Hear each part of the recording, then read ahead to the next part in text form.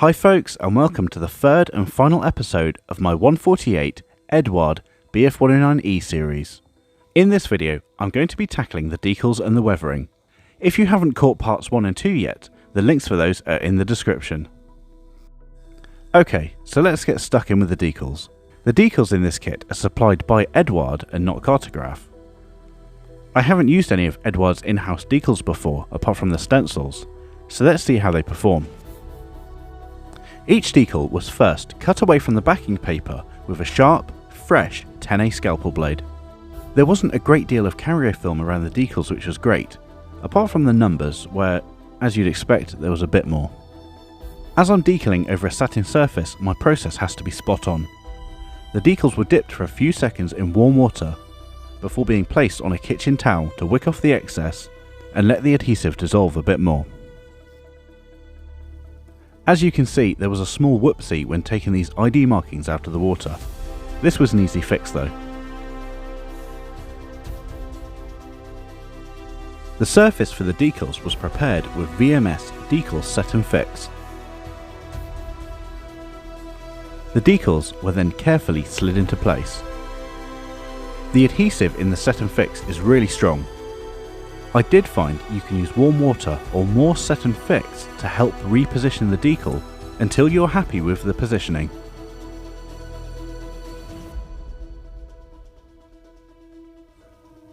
When applying decals, it's important to push out any air bubbles left underneath the surface. You can do this with a cotton bud, but just be careful because these shed lint like nobody's business.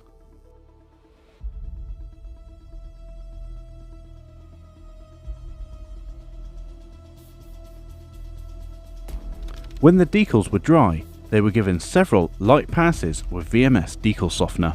This is a very strong product, so it's best to brush it on and leave it to dry.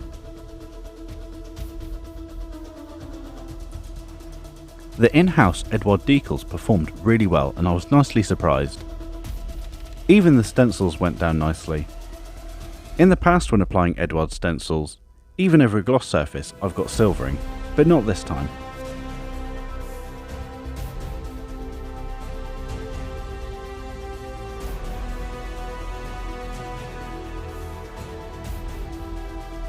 Once the decals had dried and I'd wiped away any excess setting solution with a damp cotton bud, it was time to seal them in with a varnish. I sprayed over 2 coats of VMS Satin Varnish HD to hide the edges of the carrier film. This also helps to protect them from any solvents I might use down the line.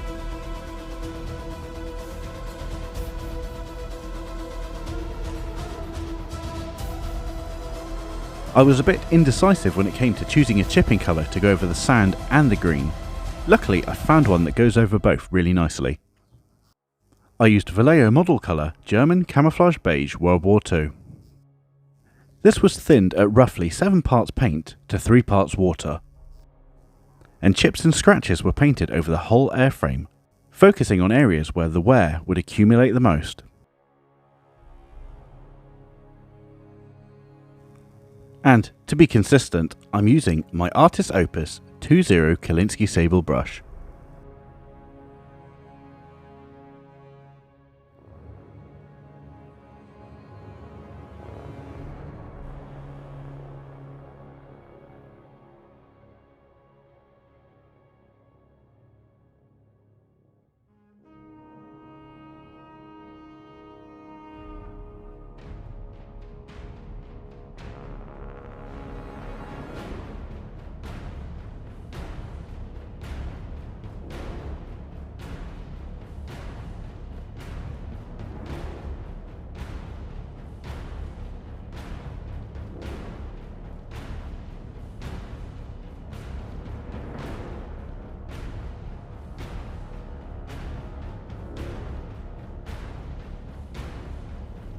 For the underside chips, I used a mix of Vallejo Ultramarine and their slightly off-white colour stencil. This worked well against the Mission Models RLM 78.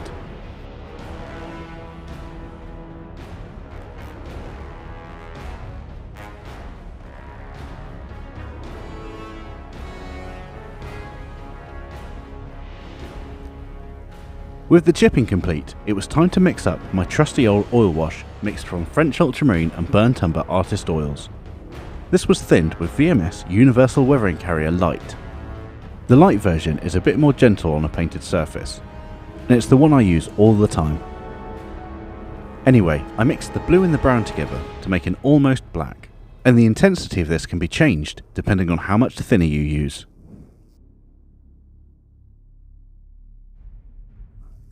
This mix was then brushed over the entire surface of the model, making sure to get in all the rivets and panel lines.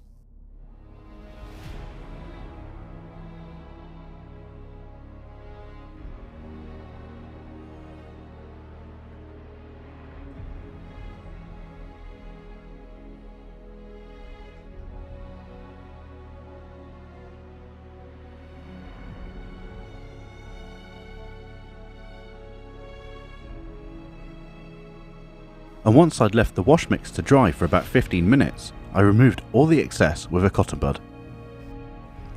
This is quite often done in the direction of airflow, but as I only wanted the wash to remain in the panel lines and rivets, I didn't worry too much about that.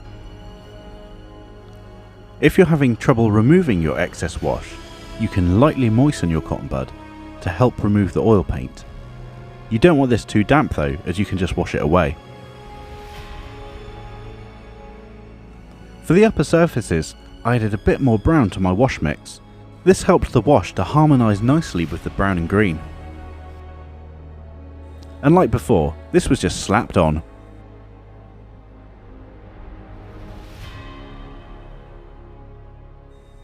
And then most of it painstakingly and meticulously removed.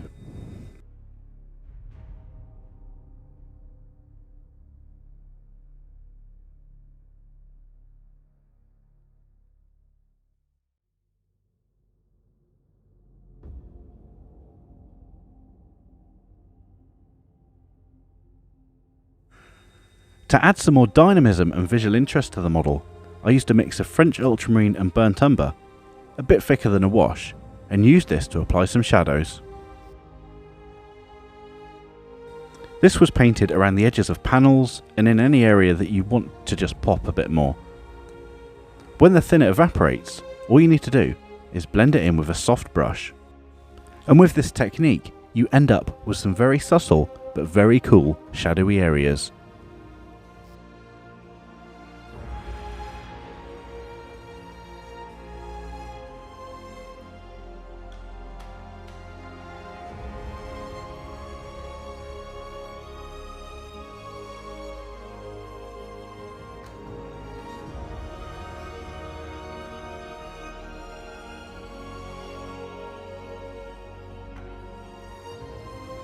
When using this technique on a lighter colour like the underside, it's important not to put too much paint down, because it can just look overbearing, but the good thing about oils is you can just wipe it away if you're not happy.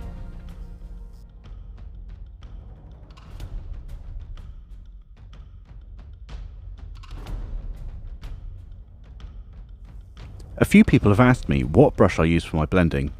I'm using a ProArt Terry Harrison Series 65J soft blender. I use a small, but the size doesn't really matter.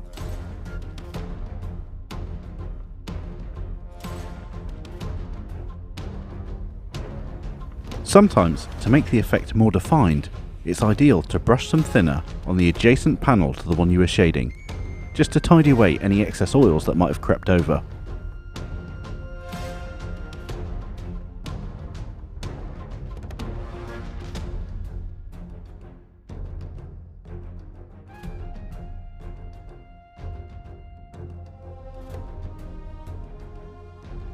Okay, now we've addressed the shadows, let's add a few highlights or faded areas. I used a mix of yellow ochre and white artist oils and dotted this, almost like an oil dot filter, over the entire surface of the upper airframe. Also, as a contrast to the shading effect, I painted this mix on the edges of some panels, just to make them pop.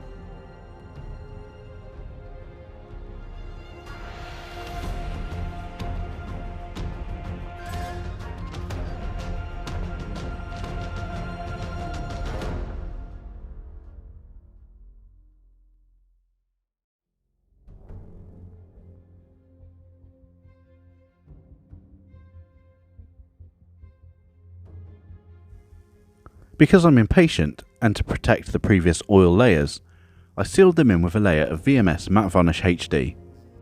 This was done on the same day as applying the oils.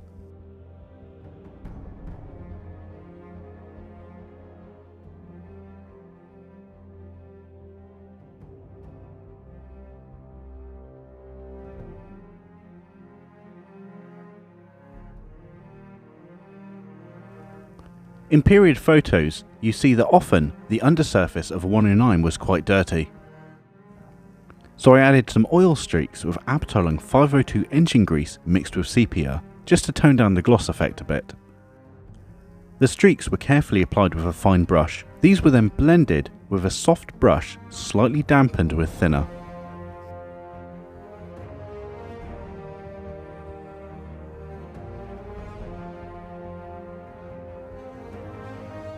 An interesting thing to take note of when doing these effects is that the blast back from the propeller usually pushed the fluid slightly to the starboard. It's an interesting detail and something that's often overlooked.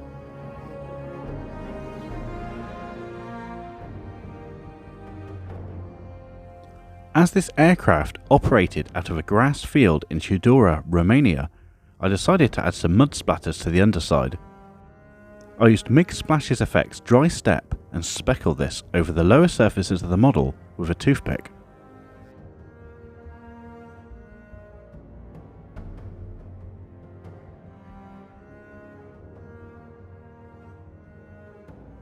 The same product was then applied as a wash over the wheels, with the excess being removed with a cotton bud.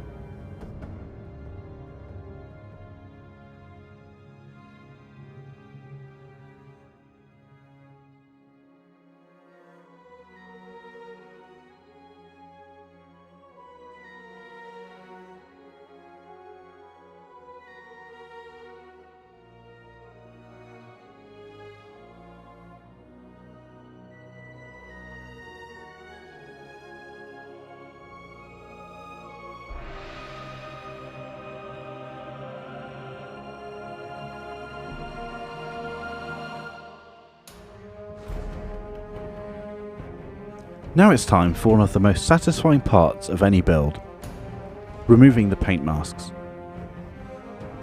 Well, I say satisfying. This time it was frustrating.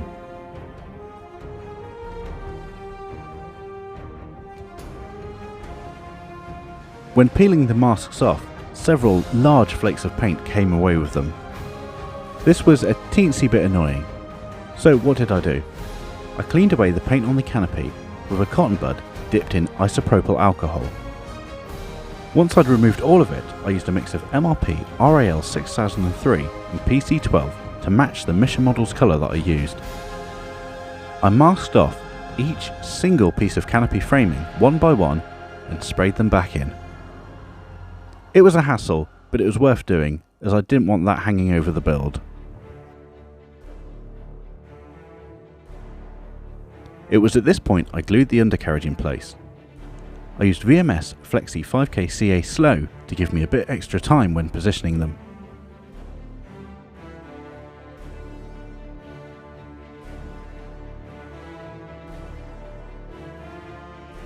I then added some further chipping that I'd missed earlier over the high traffic areas around the wing roots and access hatches.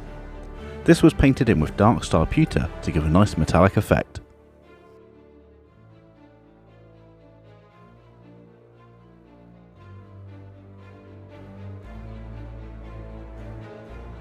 I'm sorry about the footage here, you can't see what I'm doing clearly. I obviously had a derpy moment.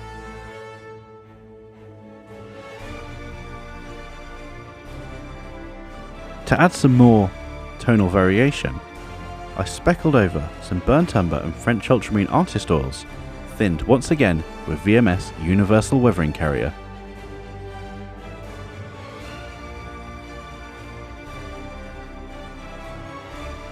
For the aerial wire, I used Infini Model 132 Aero rigging wire.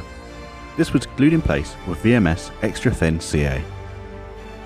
I first applied the elastic rigging wire to the attachment point on the tail. This was then stretched over the aerial stalk and glued into place.